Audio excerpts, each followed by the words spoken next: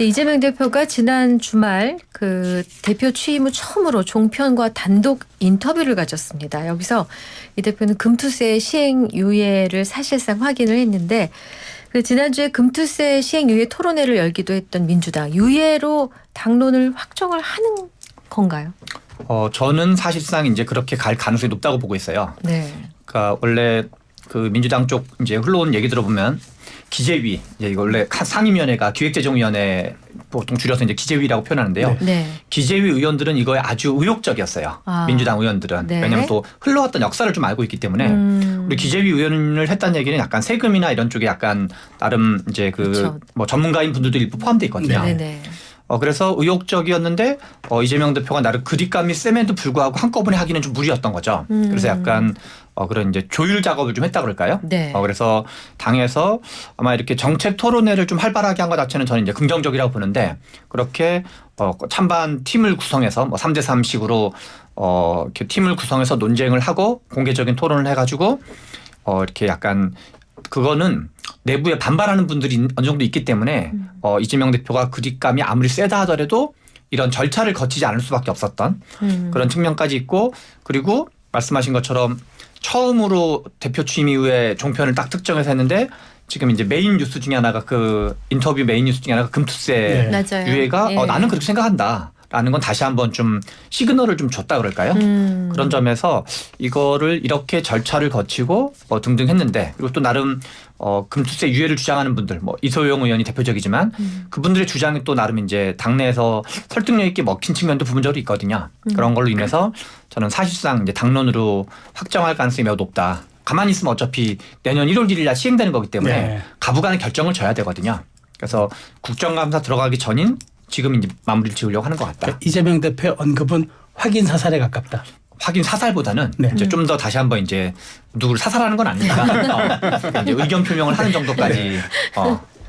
네. 그 우리 김 부대변인은 어떻게 보세요? 사실 이재명 대표가 원하는 대로 될 텐데 뭔가 이렇게 조금 보기 좋은 모양새로 만들려고 하다가 역반응이 나지 않았습니까? 인버스에 투자라. 그래서 하락장에 투자라 해가지고 사실 거기에서 가르마가 타졌습니다. 뭐 폐지 그러니까 시행 얘기는 쏙 들어가게 됐죠. 거기에서 어떻게 시행 얘기가 나오겠습니까? 저는 우여곡절 끝에 만약 유예가 된다면 저는 뭐 긍정적인 부분도 있지만 좀 화끈하게 조금 간을 보지 마시고 폐지 쪽이 맞다고 한다면 폐지를 하는 게 맞지 않을까 저는 생각이 드는데 그 이유가 보면 자꾸 이게 부자 감사의 논리를 하는데 1% 맞습니다. 혜택은 1,400만 명 중에 1% 한 15만 명이긴 한데 이 사람들이 가지는 그 돈 그러니까 주식은 사람 수가 중요한 게 아니라 주식을 얼마나 가지고 있느냐가 중요한 거 아닙니까?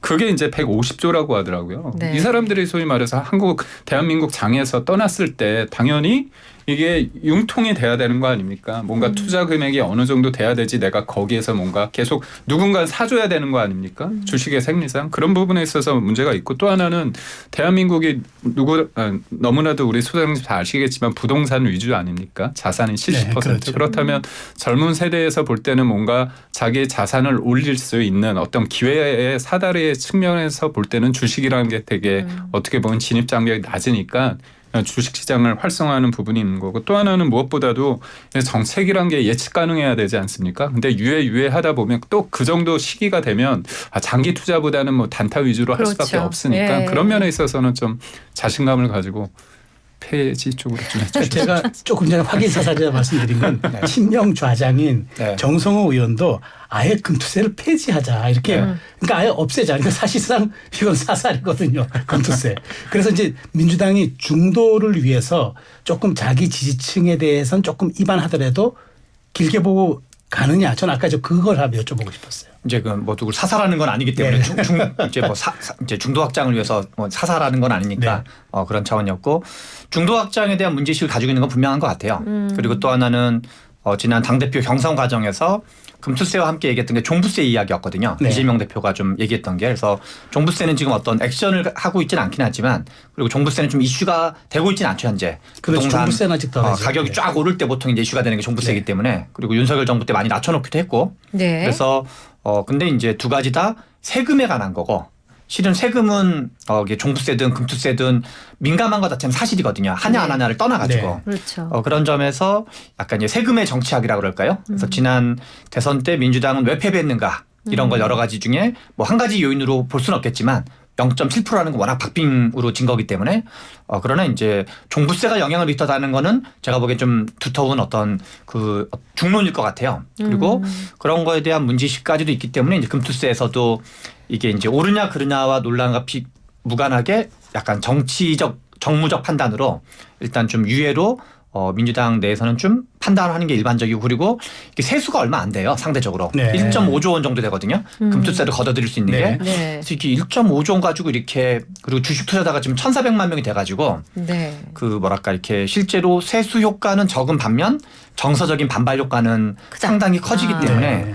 어떤 정책적으로 옳고 그름보다는 약간 정무적 판단을 좀 더 중심으로 한 거로 볼 수 있지 않을까 싶습니다. 그 유예다. 그렇죠. 폐지보다는 유예일 네. 거다. 폐지는 제가 보기에는 폐지는 주식 투자로 5천만 원이라든가 뭐 등등등을 버는데 여기서는 우리가 이제 주식을 활성화하는 거는 저도 적극 찬성할 수 네. 있는데 여러 가지 뭐 세제 네. 혜택이나 찬성하는데 세금을 아예 걷지 말자는 주장은 제가 네. 보기엔 좀 과한 주장으로 봐야 되고 정성호 의원도 제가 보기에는 그분도 뭐 기재위 활동도 하시고 하셨던 분이기 때문에 약간 이제 길을 터주는 역할에서 그런 얘기를 하셨지 네. 당론으로 뭐 그걸 주장하자라는 취지로 얘기했을 거라고 별로 생각하지는 않습니다. 근데 문제는 그 유예하면 2년 후에 대선이잖아요. 그건 이제 다종 유예된다 봐야죠. 한 번 더 유예된다 봐야죠.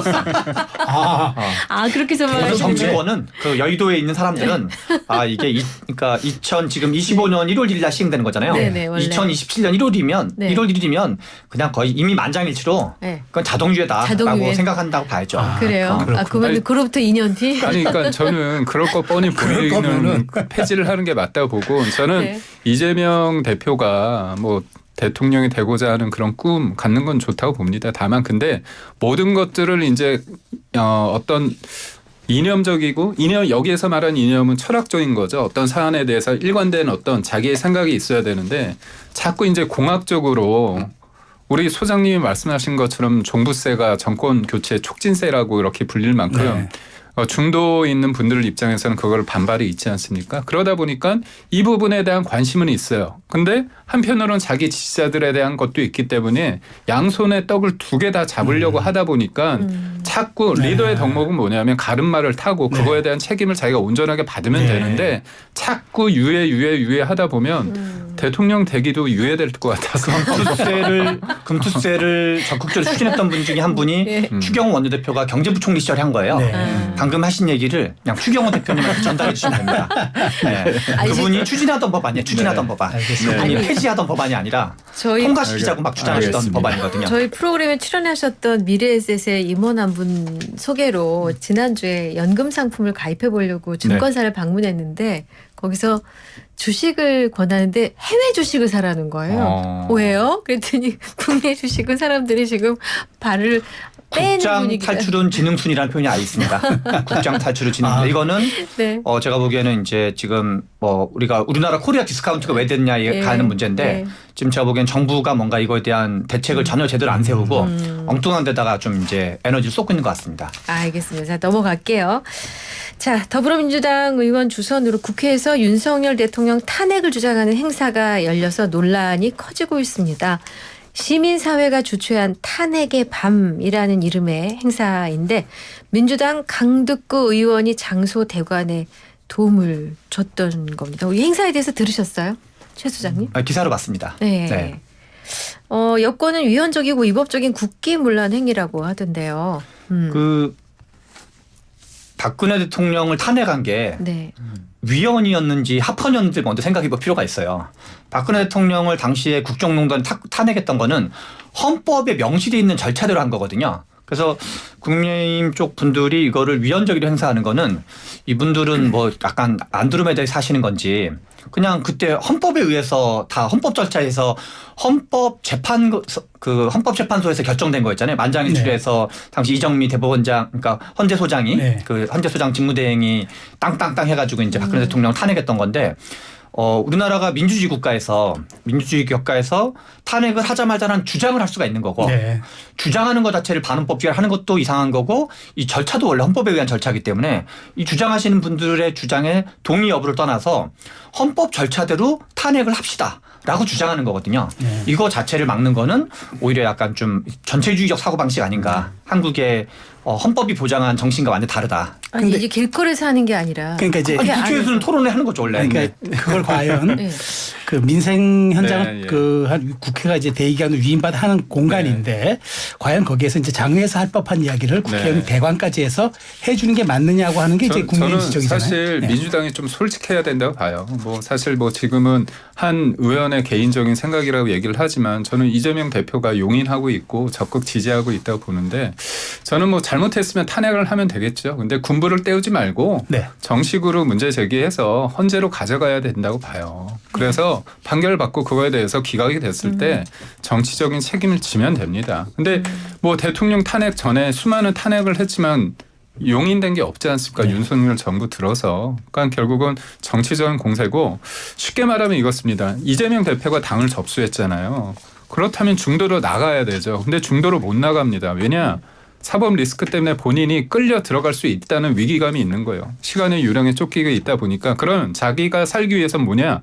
끌어내려야 된다는 생각에 봉착하는 겁니다. 본인은 생존의 문제인데 그 본인 한 사람을 위한 포획된 방탄 정당의 수령에 빠진 민주당이 안타깝다는 거고 정치적인 소모가 너무 크다.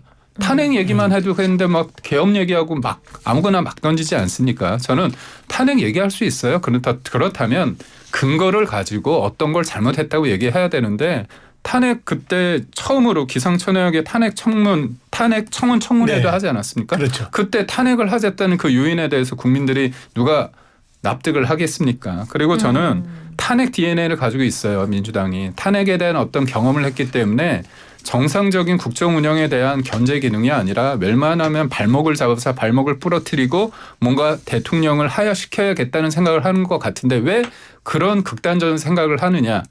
그건 당대표가 이재명 대표이기 때문에 그렇게 갈 수밖에 없다는 처지에 대해서 저는 좀 안쓰러움마저 느끼고 있습니다. 오케이. 아까 최 소장님 말씀에 따르면 사실 그건 있을 수 있는 일이고 뭐 문제 없다. 근데 당장 민주당 당 지도부 그 일부 의원은 이거는 개별 행동이라고 이 선을 긋는 모습을 보였어요. 그런가 하면 조국 대표는 오늘 오전에 제1야당 민주당도 탄핵할 결심해라라고 압박을 하고 있습니다. 이 상황은 좀 엇박자 아닌가요? 아니 엇박자가 아니라 네. 민주당 국회의원이 172명이에요. 네네. 그리고 조국혁신당의 국회의원이 12명 있는데 네. 172명 더하기 12명이 생각이 다 같아야 된다는 게 오히려 이상한 거 아닌가요? 그 180몇 명이 존재하면 그중에 일부는 탄핵을 주장할 수도 있는 거고 그러나 당 지도부는 우리는 그렇게까지는 아니다라고 해서 어떤 그 생각이 다를 수 있는 거를 그걸 이제 엇박자라고 말하는 거 좀 어폐가 오히려 있는 거죠. 근데 저는 그 말씀에 조금 동의하기 어려운 게 사실 민주당 의원들이 탄핵을 얘기한 게 2022년 10월입니다. 대통령 정권이 바뀐 지 채 5개월인가요? 되지도 않았을 때 장애 집회에서 했어요. 적지 않은 의원들이 얘기를 했습니다. 자랑스러워했습니다. 그리고 얘기했잖아요. 제가 탄핵 청원 청문회도 했고 최근에는 또 탄핵 연대라는 얘기도 하더라고요. 그 소수 당과 그다음에 또 조국혁신당은 민주당 일부들이 그러니까 결국은 계속 진행되고 있습니다. 일종의 역할 분담을 하고 있는데 저는 조국 대표처럼 확실하게 해서 소추한 다음에 그다음에 거기에 대한 어떤 정치적 책임까지 하는 게 맞지 않을까 그런 생각. 자, 근데 이런 선명성 경쟁이 오늘 이제 10월 재보선 앞두고 조금 영향을 주지는 않을까요? 그 재보궐선거 있는 지역에? 약간 과장해서 표현하면 1도 영향을 안 줄 것 같습니다. 이거 안 준다. 네. 그래요. 그렇게 보세요? 아니, 딱 자르신 겁니까? 네. 그 왜 그러냐면 이게 우리가 뭔가 큰 엄청 정치 갈등이 있는 게 아니라 당 지도부 차원에서 제가 보기에는 우리 김 부대변님은 뭔가 그러기를 이제 약간 바라고 있는 건데 민주당 좀 제발 탄핵이라도 좀 해줘라. 근데 지금 그 민주당이 뭐 아무거나 막 던진다고 해서 얘기했지만 실은 뭐 정당 지지도로 보나 대통령 지지도로 보나 국민들은 이 민주당이 이러저런가 무관하게 대통령에 대한 실망과 국민의힘에 대한 실망이 훨씬 더 크거든요. 그래서 이것이 훨씬 더 지금 뭐 이런 것이 당 지도부가 추진하는 게 아니기 때문에 민주당의 일부 의원이 하는 거예요. 당 지도부가 공식적으로 이거를 추진하겠다고 입장을 밝힌 적은 한 번도 없기 때문에 그리고 한국 현대사에서 노무현 대통령 탄핵과 박근혜 대통령 탄핵을 관통하는 공통점이 뭐냐면 국민 약 80% 정도가 동의할 때 한 7, 80% 정도 동의할 때 이게 되는 거지. 그거를 여의도에 있는 뭐 민주당 관계자 포함해서 그걸 모르는 사람은 거의 아무도 없다고 봐야 돼요. 다만 이게 어떤 지도부가 아닌 사람은 네. 좀 약간 개인 의견 차원에서 하는 걸로 봐야 되는 거죠. 네. 네. 끝으로 여당 상황도 좀 짧게 봐야겠습니다. 추경호 국민의힘 원내대표가 신지호 전략기획부총장의 개인 유튜브에서 나온 발언과 관련해서 한동훈 대표에게 문제 제기한 것으로 알려졌는데요. 그 신조 부총장 또 친윤계로 알려져 있는 추경호 원내대표 간 이런 설전에 친윤 친한 갈등이 불거진 것 아니냐 해석이 나오고 있어요. 저는 이런 내용을 볼 때 네. 좀 부끄럽습니다. 부끄럽고 답답하기도 하고 뭐냐면 저희가 이러기 때문에 네. 야당에서 네. 근거 없이 밑도 끝도 없이 탄핵 얘기를 하고 있는 거거든요. 예. 저희가 좀 더 잘했으면 저번 선거에서 이재명 대표 그다음에 조국 대표의 민주당과 조국 혁신당이 의석수를 많이 못했겠죠. 똑같이 잘못해도 똑같이 부족해도 더 회초리를 맞는 게 집권 여당입니다. 대통령이고요. 저희 국민 앞에 겸손해야 된다고 보고 있고요. 저는 그렇습니다. 그러니까 기자들 저도 기자이기 때문에 네. 기자를 폄훼하는 게 아니라 네. 기자들이 기사를 쓸 때 보면 누구한테 얘기를 하면 각진 소위 말해서 네. 센 발언이 나온지 압니다. 그렇다면 본인이 그 기사가 어떻게 이용이란 표현은 그렇고 네. 어떻게 쓰일지. 그렇죠. 어떻게 해석되고 받아들일지 생각을 해야 되거든요. 지금 한가하지 않습니다. 지금 국민들이 바라보고 있고 지금 야당이 저런 공세를 하는 데 있어서 국민들이 이 부분에 대해서 막아주셔야 됩니다. 그러기 위해선 저희가 정신 차려야 되고 저는 누가 잘못했다 잘했다 중요한 게 아니라 저희보다 좀 더 좋은 위치에서 정치를 하는 분들이라면 겸손하게 신중하게 언행에 있어서 좀 해야 된다고 봅니다. 이러다 보니까 최근 이제 대통령 직속 의료개혁특위가 의료 추계 기구를 이제 추진한다고 밝히니까 이거 의료 추계 기구 이거 한동훈 패싱 아니야? 사실 이런 상황 속에서 이제 정부 정책까지 이런 해석이 나오고 있습니다. 이 상황은 좀 어떻게 보세요? 좀 이제 앞에 얘기한 거랑 같이 좀 연결해서 얘기를 해보면 추경호 원내대표 한동훈 대표의 이름을 따서 혹자의 표현인데 추한 갈등이라 표현하더라고요. 저는 이제 실제로 정치라는 게 이제 갈등과 이견이 있기 마련인데 네. 플러스 갈등이 있고 네. 마이너스 갈등이 있다고 생각을 해요. 지금은 앞에서 김 대변인이 말씀해 주신 것처럼 네. 엄청난 마이너스 갈등을 하고 네. 있다. 그다음에 신지호 전 의원이 이제 그 뭐 뺨이라도 한 대 때리고 싶다 얘기했는데 자기 편을 망하게 하는 가장 확실한 방법 중에 하나는 설화를 일으키는 거예요. 그래서 자기 편을 이제 이게 국민의힘일 수도 있고 아니면 친한계일 수도 있는데 자기 진영을 무너뜨리는 가장 좋은 방법은 말을 막 해가지고 말을 막 해가지고 저 사람 좀 너무 심하다 라는 생각을 하는 건데 신지호 지금 전 의원이 제가 보기엔 그 일을 열심히 하고 계시다 그런 생각이 들어가지고 네. 그리고 지금 저는 이제 그 한동훈 대표가 뭔가 잘하기를 바라는 생각을 가지고 있는 사람 중에 한 명일 수 있는데 여당이든 야당이든 잘하는 것 자체가 의미가 있기 때문에 그런데 지금 하고 있는 게 정치가 한동훈 대표가 자칫하면 이게 논객 한동훈이 되고 싶어 하는 것 같아요. 우리가 정치라는 건 한편으로 좋은 성과를 내는 게 제일 중요하거든요. 바른 말, 고운 말하고 하고 싶은 말 하는 게 정치의 목적은 다 아니라고 생각이 들어요. 네. 그런 거는 우리 뭐 진중권 씨라든가 그런 분들이 할 사람이 많기 때문에 논객이보다 저는 이 독대를 요구한 것 자체는 정당한 요구였다 생각하지만 이게 이제 그쪽 그 윤석열 대통령이 받기 싫다고 한 거거든요. 이게 속 좁은 행동이긴 하지만 안 받겠다 그랬으면 뭐라 그럴까 이렇게 안 받겠다는 사람을 억지로 막 이렇게 하면 괜히 뭐 이렇게 사이만 더 안 좋아지고 사람이라는 게 그래서 지금쯤 뭔가 좀 한 매듭 짓고 네. 다음 숨고르기 할 타임이 아닌가 이런 생각이 듭니다. 알겠습니다. 자, 월요일에 만나는 이슈가 먼데이. 지금까지 김기영 전 대통령실 부대변인 최병천 신성장 경제연구소장과 함께했습니다. 고맙습니다. 잘 들었습니다. 고맙습니다.